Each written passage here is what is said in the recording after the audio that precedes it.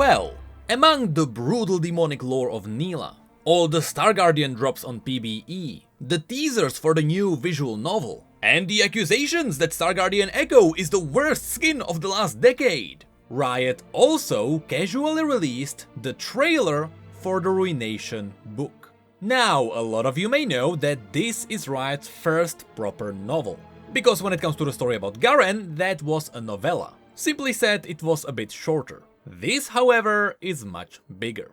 Now, normally I could just say that Riot is going to release a book about the Ruination, by which I mean how the Ruination came to be. This story will focus on the old Camavor and the story of Viego. It will not talk about the Sentinels of Light as far as we know.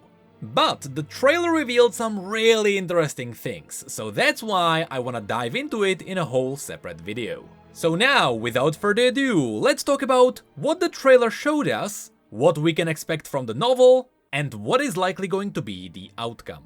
While there is a whole page with new information about the novel, we first need to start with the video trailer. It begins by revealing the hardcover of the book. Interestingly enough, the text you can see here is an actual text from the novel. It is not made up mambo jumbo for the trailer. So if you pause at just the right moment, you may read about the death of Ledros. Which, yeah, that shouldn't be a spoiler to anyone. And it then jumps right into the beautiful artwork of Camavor. Yes, this is Viego's kingdom. And believe it or not, if you don't count the tiny pieces in Sentinels of Light, this is the first time we get to properly see what Camavor looked like. It then zooms in onto Callista, because as many of you may know, Callista is going to be the main character of the novel. She is the one who technically caused the Ruination after all. Viego asked her to find a cure for her queen, she succeeded by finding it on the Blessed Isles, and she is the one who led Viego onto the Blessed Isles. That's where the cataclysm happened. And it's awesome to see that we are going to see her journey in great detail. Regardless, yes, this is her human form in her royal armor. Remember, she was supposed to be a princess since she is from the royal family, but she forswore that title and she became the Spear of the Argent Throne. Or in less fancy words, she became the personal guard of her uncle, Viego. And here, if you look into the background, you can see the rather simple armor of the Camavorian soldiers. I have to be honest, I was expecting a bit heavier armor, especially since they are protecting the capital city, but sure, I guess we'll read about it in the book. Then, as we hear Gwen's theme, which is also the Camavorian theme, it zooms in on Viego and Isolde. This shot reflects what we have seen previously in the comics, which were related to the Sentinels of Light. Of course, many of you also may know what happens next. Because Viego wasn't really a good king, because he was too obsessed with Isolde to do anything responsible, some people decided to get rid of him. And here's the interesting thing. In the past, Riot confirmed that it wasn't the Black Rose or anything like that trying to assassinate Viego. It was most likely someone from their local continent. Which means that either someone from Camavor tried to remove their own king, once again because Viego was not really a good king, and the kingdom was crumbling underneath his hands, but recently Neela teased that something else might be happening. We have learned that Cathcan, which is a region neighboring Camavor, also it's the place where Neela is from, and also Cathcan is Camavor's rival. Because of the rivalries and the wars, it is possible that someone from Cathcan tried to assassinate Viego. Because Neela's bio mentioned that after Viego traveled away and his kingdom crumbled, Cathcan lived in relative peace. So if this assassin was from Cathcan, at least they were successful. But that's all just theories. Once again, we will most likely read about what actually happened in the novel. Then we can see Callista trying to deflect the poison dagger, and as the video mentioned, while she thought she was able to protect Viego, she could not protect his heart, because the dagger ended up hitting Isolde instead. And this is where the tragic story of Viego started. We have talked about Viego's story so many times on this channel, I don't think we have to do it again. Anyway, then there is a shot of Callista finding the Blessed Isles. It's really cool to see that Riot also has not forgotten the original designs of their ships from the very first teaser of Viego. It's the same Camavorian vessels. Great attention to detail there. Also, we can see that Callista did not travel alone. This is going to be someone new. Most likely a new side character that is going to travel alongside Callista throughout the entire novel. And then the shot goes down underneath the Isles, where we can see the ancient artifact vaults.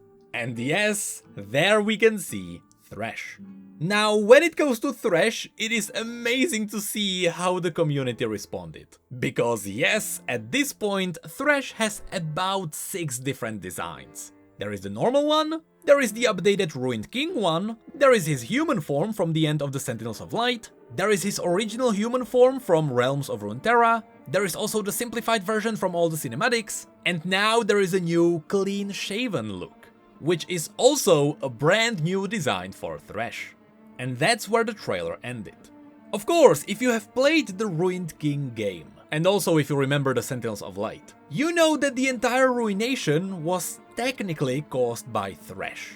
He was the one who willingly allowed Viego to destroy everything and unleash the dark magic. And he simply did it out of spite. Once again, in the Ruined King game, there are tons of journals that talk about all he has done. And in fact, we do have a video about all of those journals on our channel. So if you are too lazy to research it, that video alone will give you a lot of information.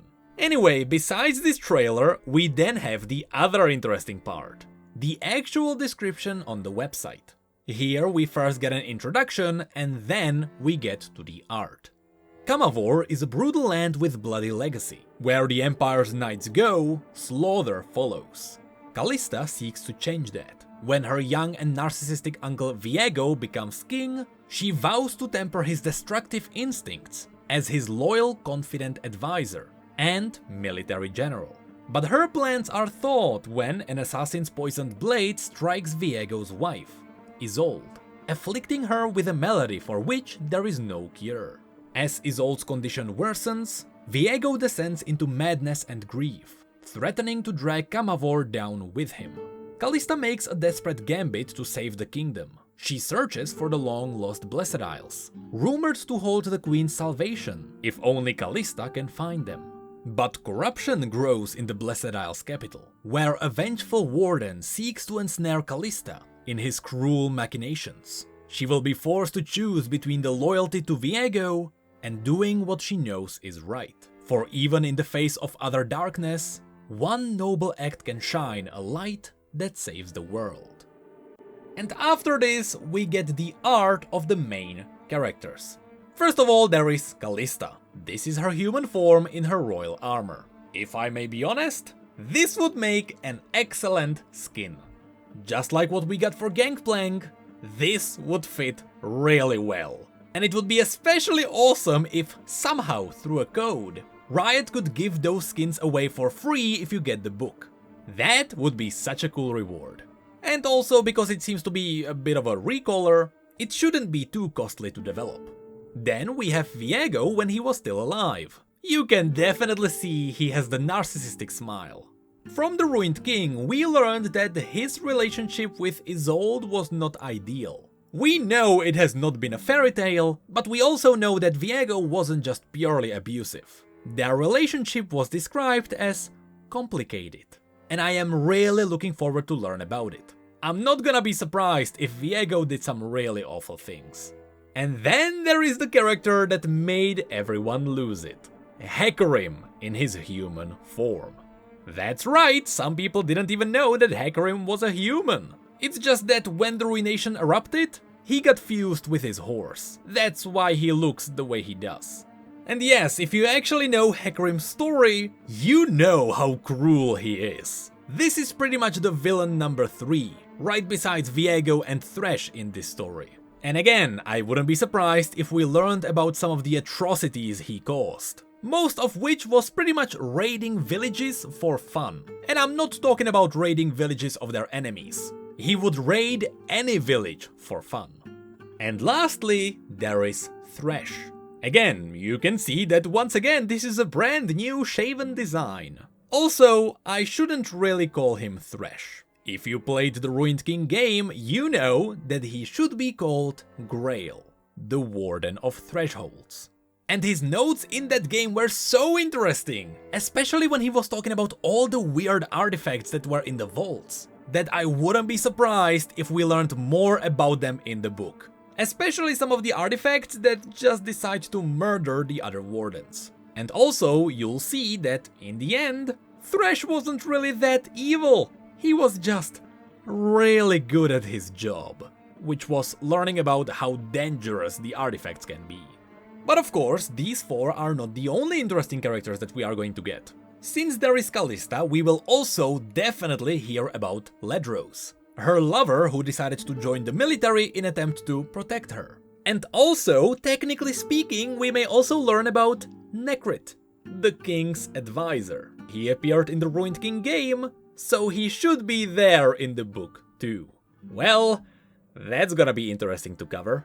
And then after these there is a short description about Anthony Reynolds, who's the author of the book and who's been writing stories for League of Legends for a while now. He has a really good reputation at this point. And then there is a short FAQ. There is the list of all countries where the book will release.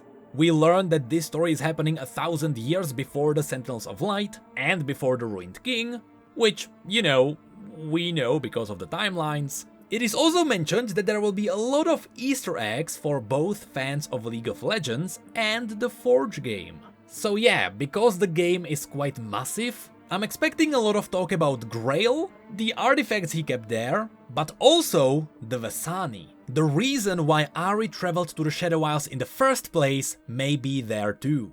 Of course, because of the Ruined King game, we know what happened to the Vessani, we know the outcome of the game, but I wouldn't be surprised if this novel went even deeper into the development of the Pale Mist. In other words, yes, if you like Ahri, there will be also some Easter eggs for you there. And then it is mentioned that the book will have full color illustrations. So the art we saw before weren't there just for the trailer. These will be there throughout the entire book. And there will also be a map of the main areas of the story. So while we will most likely not get a full map of the entire continent, we should get a map of Camavor and maybe a little bit of Kathkan. That is going to be really cool to see. And then it ends with one final note. Riot will try to release more novels. I can tell you now, the Garen novella was amazing. And with the story of Viego being really fleshed out already, if you ignore some of the holes from the Sentinels of Light, there is some really good material they can work with. Not to mention that the main characters are quite popular too. So yes, that's all the new info regarding the Ruination novel. It looks quite promising. It has thousands of years of fantastical world to go through, and with Neela being right behind the corner, I wouldn't be surprised if Riot waited for this book to release now, so that they can also reveal a bit of Kathkan. Neela revealed that there are gonna be some dragons after all, but also demons. We learned that Ashlash is right next to Camavor, but we also know that Thresh has a lesser demon in his library too. At this point, I wouldn't be surprised if it all boiled down to demons.